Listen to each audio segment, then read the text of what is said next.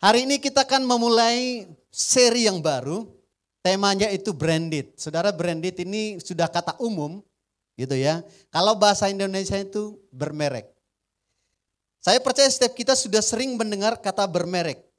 Atau pakaian bermerek begitu. Pakaiannya bermerek loh, branded banget. Kalau saudara ada yang belum tahu pakaian branded ini nih. Saudara, kalau disebut branded bukan sekedar logo. Kalau kita sebut itu branded, berarti barang itu punya kualitas tersendiri. Di atas rata-rata. Dia punya tingkat kepuasan tersendiri. Dan dia dijual di toko tersendiri. Dan harganya pasti lebih mahal daripada yang lain.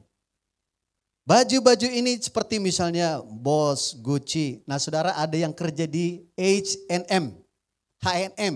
Itu salah satu baju branded.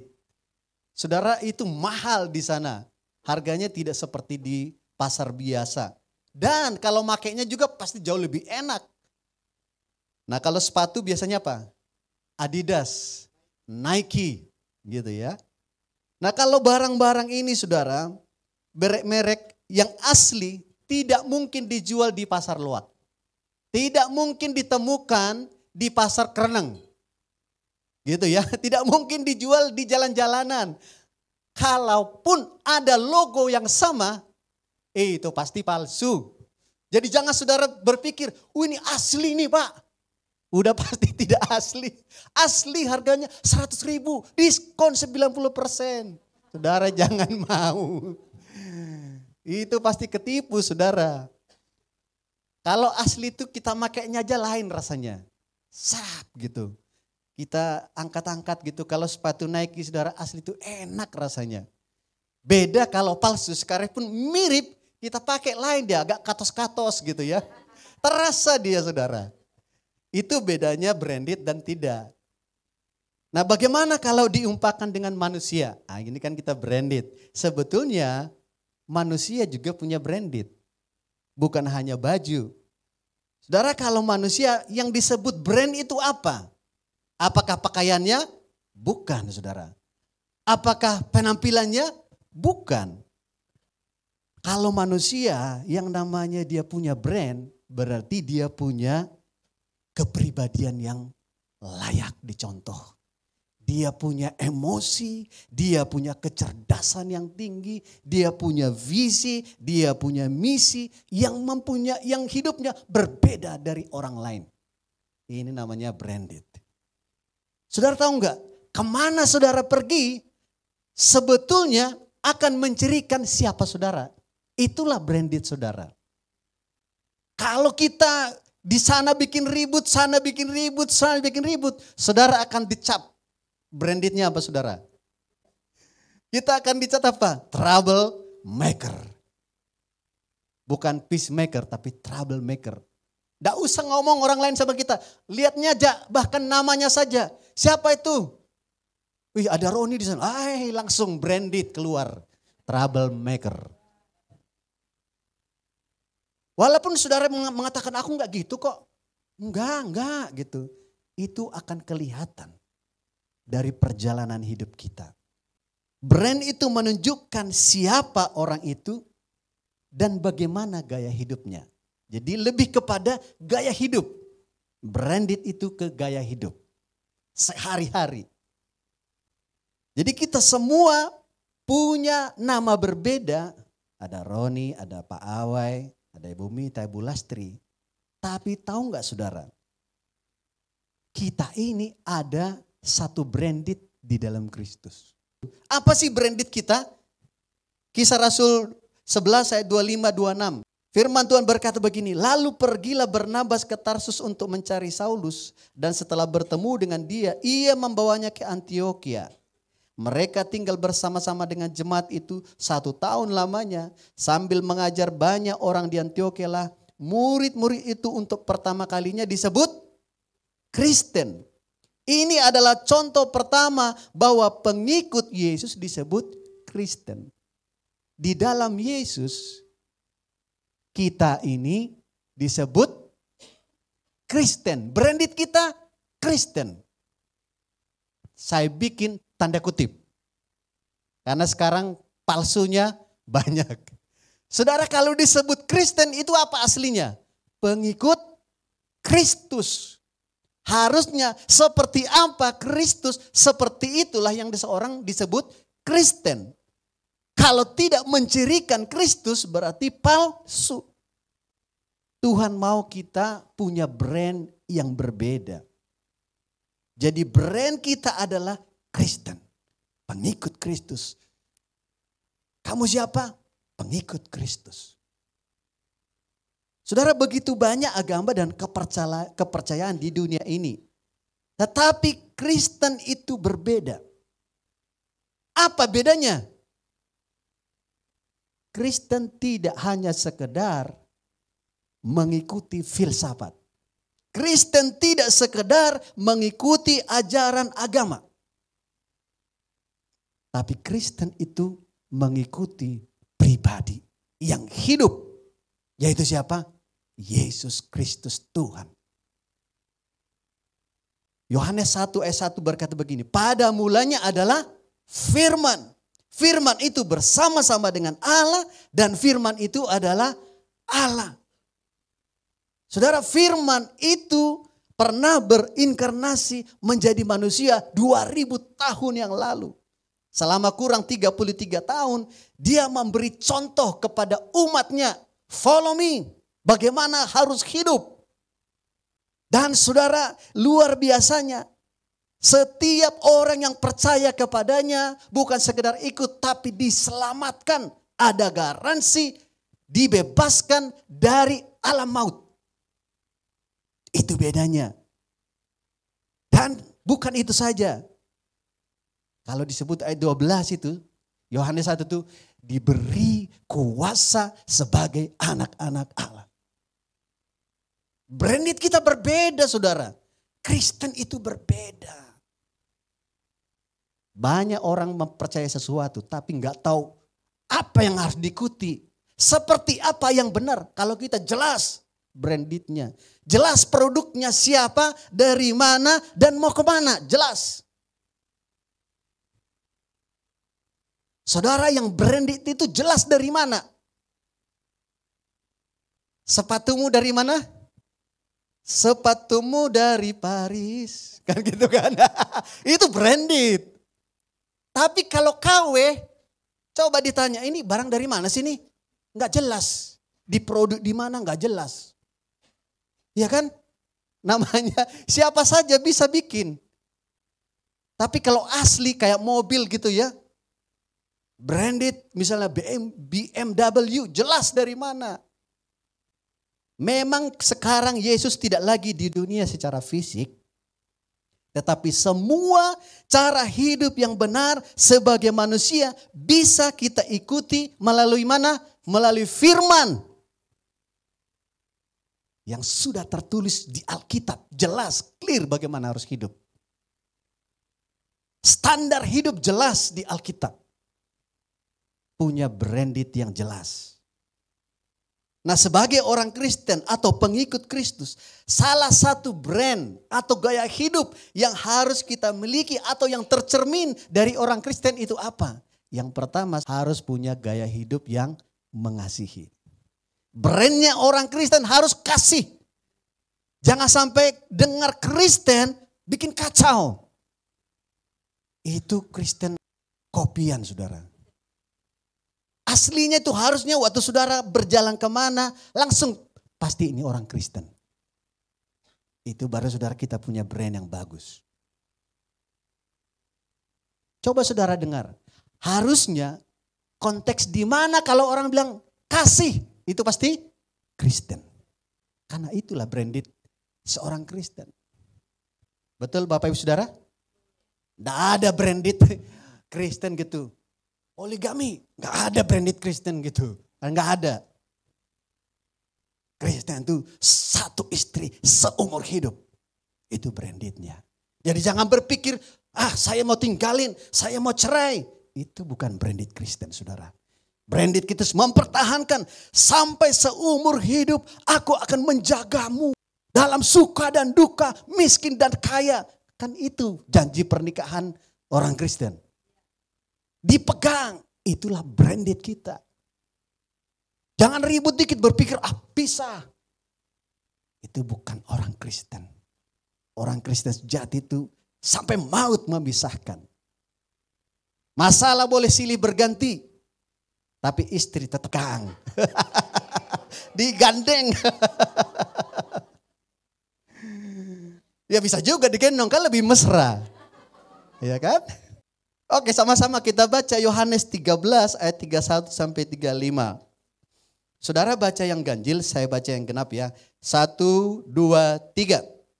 Sesudah Yudas pergi, berkatalah Yesus, sekarang anak manusia dipermuliakan dan Allah dipermuliakan di dalam dia. Jikalau Allah dipermuliakan di dalam dia, Allah akan mempermuliakan dia juga di dalam dirinya. Dan akan mempermuliakan dia dengan segera. Hai anak-anakku, hanya seketika saja lagi aku ada bersama kamu. Kamu akan mencari aku, dan seperti yang telah kukatakan kepada orang-orang Yahudi, ke tempat aku pergi tidak mungkin kamu datang. Demikian pula aku mengatakannya sekarang juga kepadamu. Aku memberikan perintah baru kepada kamu, yaitu supaya kamu saling mengasihi. Sama seperti aku telah mengasihi kamu, demikian pula kamu harus saling mengasihi. Dengan demikian semua orang akan tahu bahwa kamu adalah murid-muridku, yaitu jikalau kamu saling mengasihi. Saudara, sebelum Yesus memenuhi misinya, mati di kayu salib untuk menyelamatkan manusia dari semua dosanya, dia meninggalkan perintah yang penting sekali yang harus dilakukan oleh semua umatnya. Apa itu saudara? Harus saling mengasihi seperti Kristus mengasihi. Jadi salah satu brand yang harus melekat dalam diri kita adalah saling mengasihi. Jadi ketika orang melihat kehidupan kita, keluarga kita, pekerjaan kita, hubungan kita dengan orang lain, hubungan orang tua dengan anak-anak dengan orang tua, yaitu saling mengasihi. Harus berbeda dari orang lain. Jadi yang membedakan Kristen dengan yang lain adalah kasih. Ini nomor satu. Dan kasih mengalahkan segalanya. Sangat penting. Jangan sampai ini hilang. Karena inilah gennya Kristen yang esensial dan tidak boleh tidak ada. Mau kita punya bisa bahasa malaikat, kita bisa bahasa-bahasa banyak sekali pintar. Tanpa kasih semua sia-sia. Ada amin? Mau kita pintar berdebat dengan orang lain. Hebat kita berteologi gitu ya. Gak bakalan merubah orang. Tapi kalau kita datang dengan kasih. Mungkin kita hanya tahu satu sebagian firman. Merubah orang itu. Saudara bisa lihat di Alkitab. Ketika perdebatan terjadi dengan Rasul Paulus. Orang-orang Farisi, ahli agama. Tidak ada yang bertobat walaupun. Tidak ada saudara. Tapi waktu datang dengan kasih itu yang merubah orang. Kasih yang utama. Makanya Yesus datang karena begitu besar kasih Allah akan dunia. Makanya Yesus datang. Itu yang merubah orang. Itu yang menyelamatkan orang. Pertanyaannya sekarang, seperti apa kasih itu? Yang mengasihi itu yang pertama adalah diajarkan di sini. Yaitu mengasihi dengan tanpa syarat. Ini tinggi standarnya saudara. Yohanes 13:34. Aku memberikan perintah baru kepada kamu, yaitu supaya kamu saling mengasihi sama seperti aku telah mengasihi kamu. Demikian pula kamu harus saling mengasihi. Saudara, kalau kita baca ayat-ayat sebelumnya, nanti Bapak Ibu Saudara baca di rumah. Sebelum Tuhan Yesus memberikan perintah ini, saudara tahu apa yang terjadi? Yesus ini sedang makan bersama-sama dengan muridnya. Kemudian dia membasuh kaki murid-muridnya. Dan di tengah-tengah itu saudara, dia tahu bahwa Yudas ini akan menjual dia dengan 30 keping perak. Sampai dia cium Yudasnya, perbuatlah apa yang harusnya kamu perbuat. Udah tahu dia mau kemana. Yudas mau kemana? Mau mencari imam kepala. Aku sudah, Yesus ada bersama saya di sana. Mana 30-nya? Tahu Yesus. Dia membasuh kakinya Petrus. Tahu sebentar lagi akan menyangkal. Walaupun sebelumnya bilang, oh enggak ada, saya akan bertahan. Siapa dia? Saya mati bersama-sama dengan kamu. Tuhan Yesus sudah tahu, sebentar lagi kamu, sebelum yang berkokok di akal kamu sudah menyangkal aku. Udah tahu dia. Yang lain, murid yang lain, semuanya, kita juga. Semuanya kucar kacir lari. Enggak ada satu pun bertahan. Yesus tahu, tapi tetap. Pada saat detik itu, justru di situ bilang, aku memberikan perintah baru kepada kamu. Hendaklah kamu saling mengasihi. Yesus tahu. Tapi di balik semua kekacauan itu, Yesus juga tahu bahwa murid-muridnya nanti akan menjadi saksi. Yesus tahu. Ketika kamu melihat ini, mengingat ini, mengasihi, maka kamu akan pulih. Saudara, bagaimana dengan kita? Ketika orang menyakiti kita, apa yang ada di sini kita? Ini kan ujiannya pada saat sulit. Waktu ada orang menggosipkan kita. Ada yang tidak suka dengan kita. Ada yang menjelek-jelekan kita dan merendahkan kita. Apa respon kita? Ingat perintah Tuhan ini. Hendaklah kamu saling mengasihi. Itulah perintah baru. Kenapa perintah baru? Zaman dulu enggak ada begitu, saudara. Aneh memang. Karena hanya di kita yang begitu. Kasihilah musuhmu, di tempat lain itu enggak ada, saudara. Hanya di kita. Itu perintah baru dan sulit kalau menurut kekuatan kita. Makanya standarnya apa? Seperti aku mengasihi kamu. Bagaimana kita bisa mengasihi? Ingat, Yesus mengasihi saya. Saya tidak layak tapi saya diselamatkan. Aduh, hidup saya kacau, latar belakang saya kacau, saya sering melakukan dosa. Tapi Tuhan tetap mengasihi saya. Sampai hari ini kita masih berbuat dosa, betul tidak? Gak ada di sini kita yang kudus sekali gitu. Padahal standar Allah itu hendaklah kamu kudus sebab aku kudus. Tapi coba kita rekam di sini. Di otak kita dikasih chip. Terus dipasang di layar. Berani? Apa yang terjadi 1 minggu? Wih, pasti kacau semua. Tapi Yesus tetap mengasihi kita. Kadang-kadang kan di sini pikirannya jorok, pikirannya kotor, pikirannya benci, pikirannya sombong, pikirannya aduh macam-macam, egois. Tapi Yesus tetap mengasihi kita. Itulah standar Tuhan. Itu brandnya orang Kristen. Gaya hidup orang Kristen. Mengasihi. Saudara, kalau pada umumnya seseorang dikecewakan atau disakiti. Pasti kasihnya mudah luntur. Pak, sabarnya ada batas, Pak. Gak bisa sayang.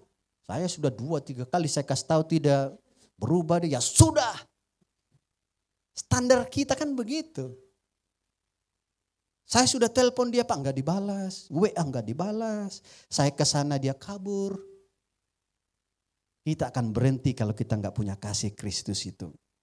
Pertanyaannya, apakah kita bisa mengasihi seperti Kristus? Ini firman-Nya bilang gini, Efesus 3 ayat 17. Sehingga oleh imanmu Kristus diam di dalam hatimu dan kamu berakar serta berdasar di dalam kasih.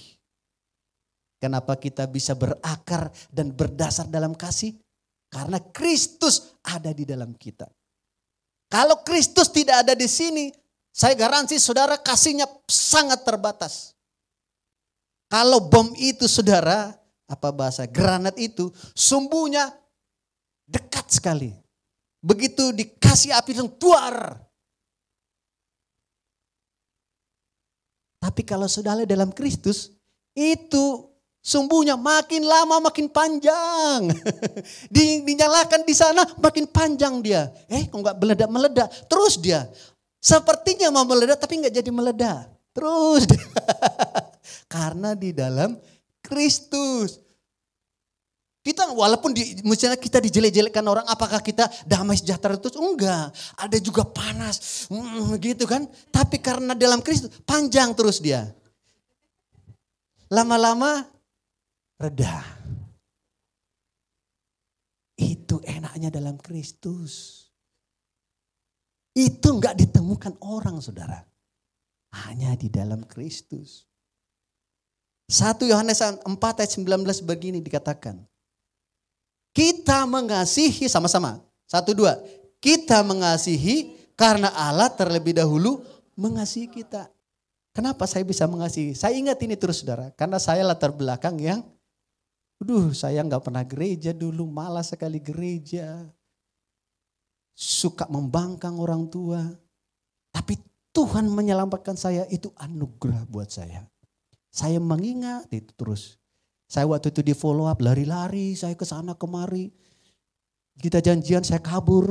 Saya mengalami, saudara. Karena saya mengalami itu, makanya saya melihat orang lain juga dengan hal yang sama. Karena kita akan menuai apa yang kita tabur. Saudara kalau lari-lari, ada orang nanti saudara follow up sama dengan saudara. Dia akan lari-lari.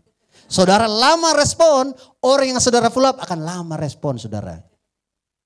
Tuhan itu adil. Ada amin? Katakan sebelah kirimu, Tuhan itu adil.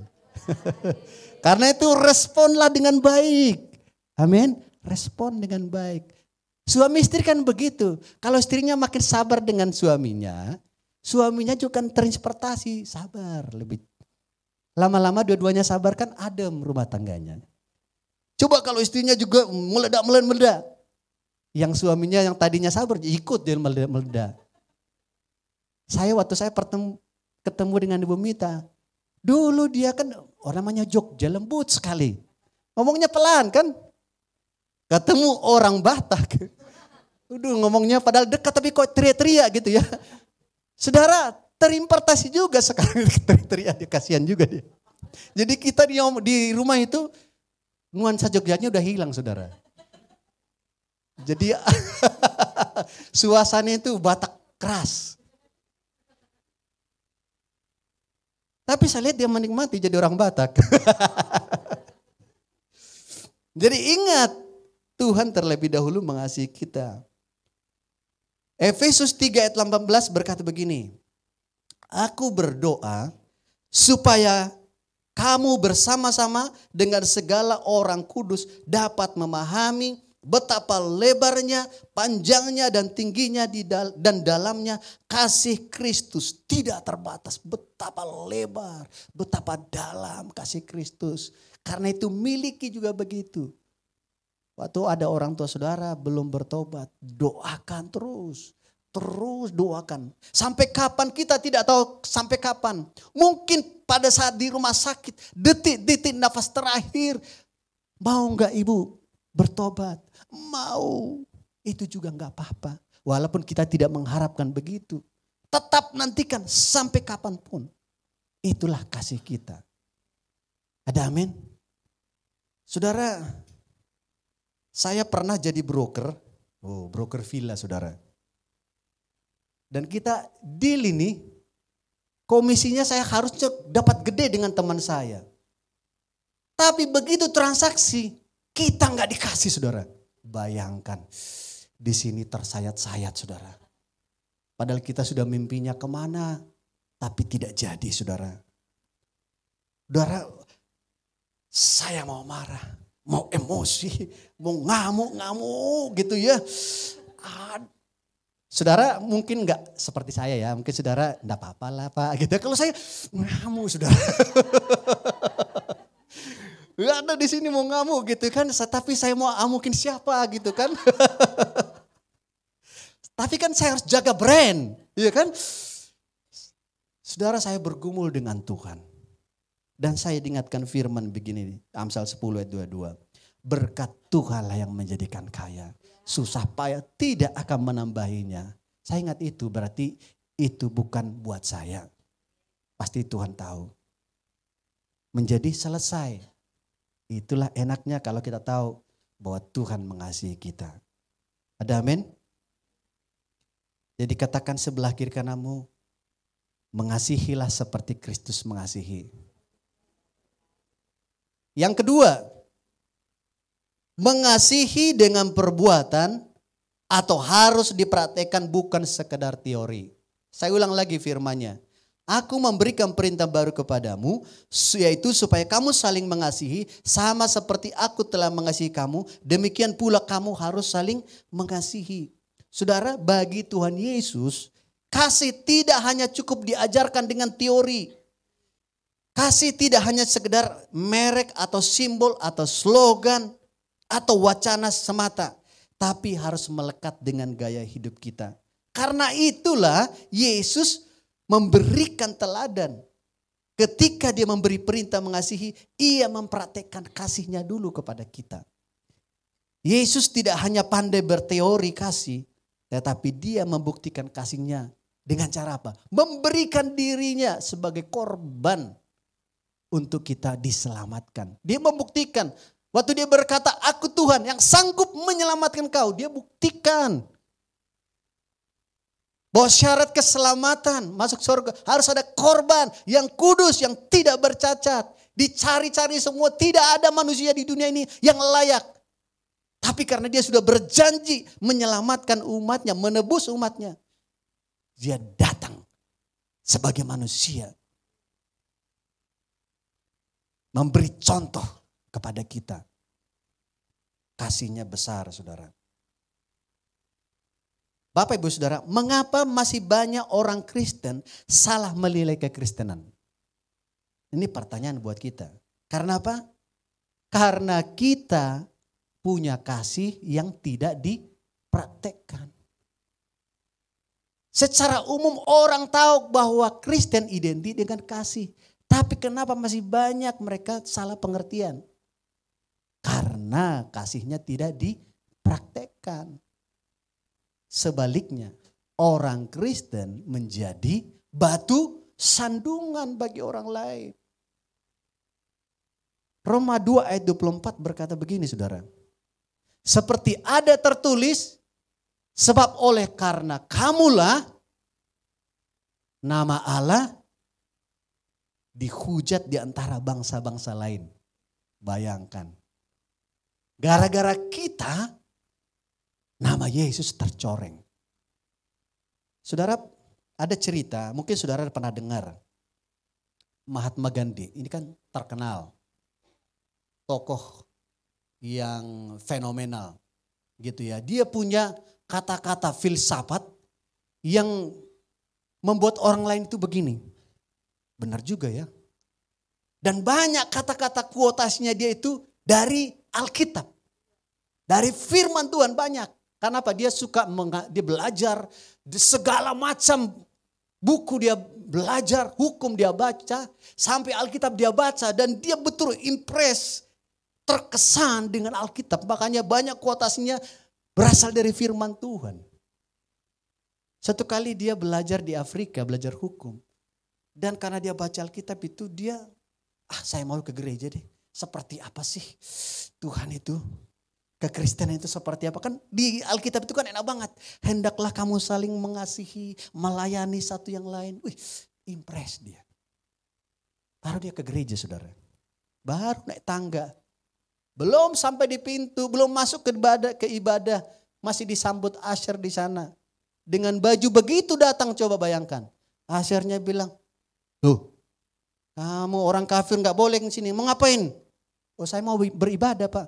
"Oh, gak ada tempat kayak kamu begini, gak ada. Pergi." Saudara, pergi dia.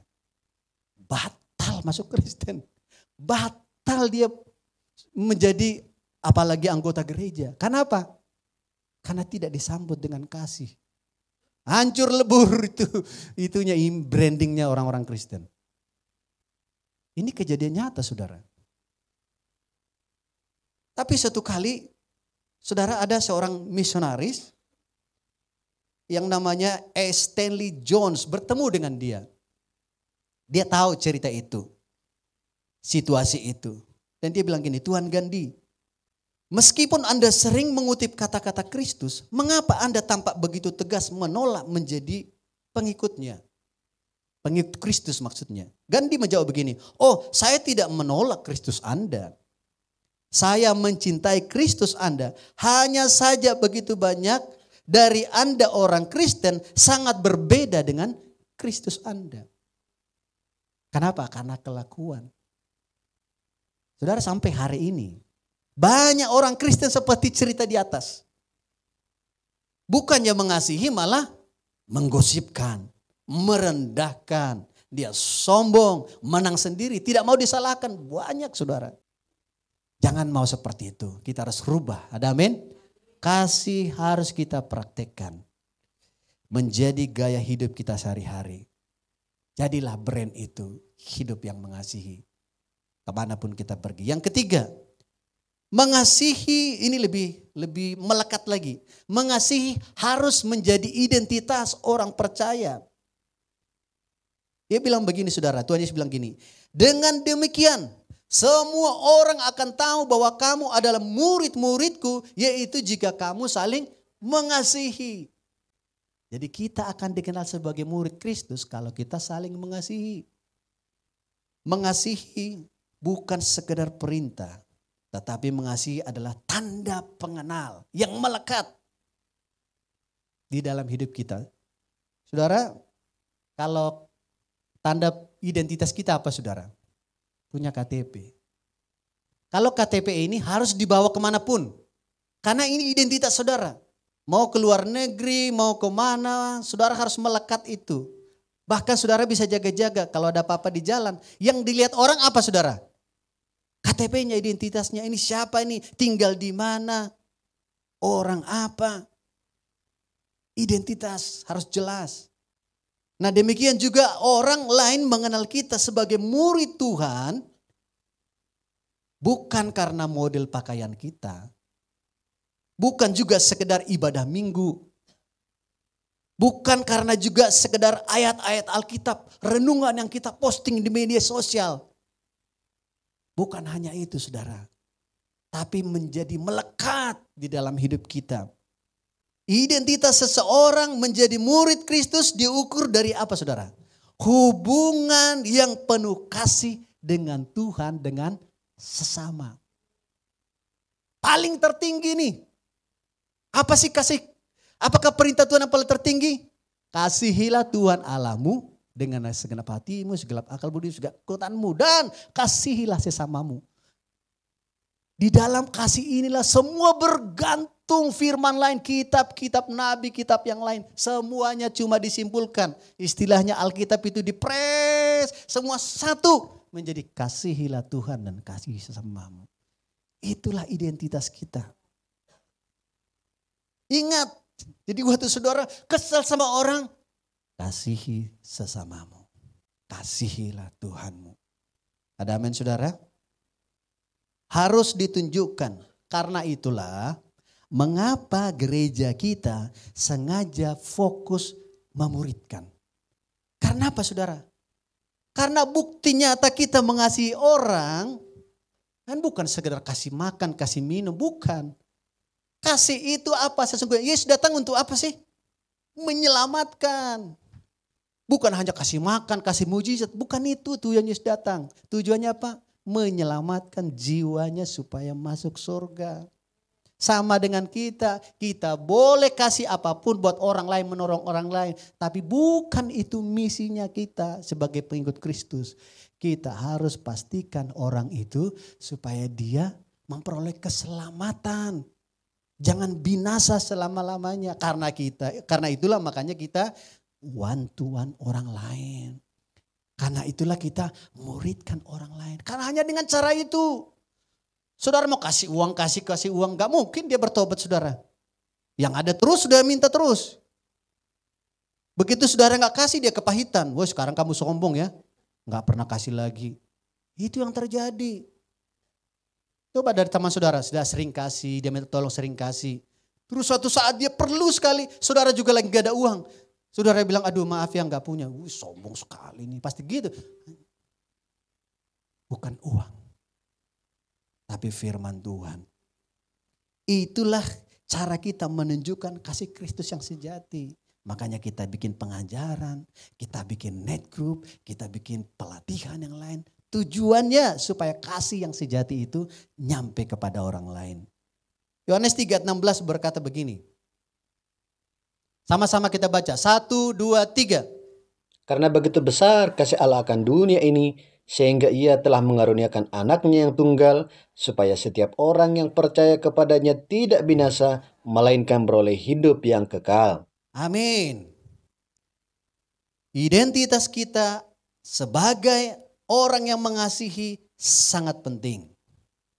Karena identitas itu menciptakan brand kita sebagai orang Kristen.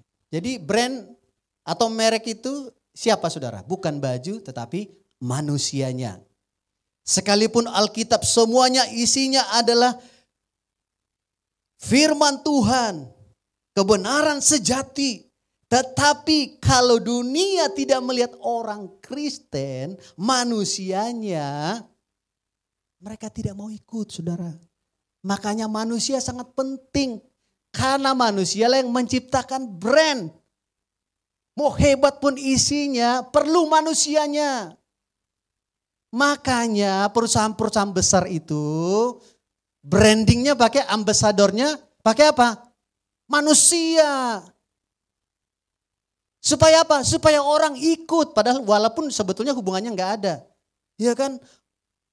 Ronaldo pemain bola kan dia kerjanya main bola aja. Tiba-tiba dia iklan clear. Nggak ada hubungannya. Rambutnya gue sedikit kan nggak ngaruh. Tapi kenapa perlu manusia? Menciptakan brand. Langsung, Ronaldo pakai clear, aku juga pakai clear. Anak-anak muda membayangkan waktu dia sampoan dia, aku Ronaldo. Itu brand saudara. Manusia, makanya perusahaan besar begitu perlu artis. Padahal artisnya nggak pakai itu. Tapi menciptakan brand. Kekristenan juga gitu. Alkitab sudah kebenaran sejati, udah hebat sekali. Tapi kemana-mana kita datang bertengkar, aduh brandnya langsung hancur. Tapi walaupun kita nggak tahu ini gitu ya, tapi kita menciptakan brand yang bagus. Wih keren, orang mau ikut.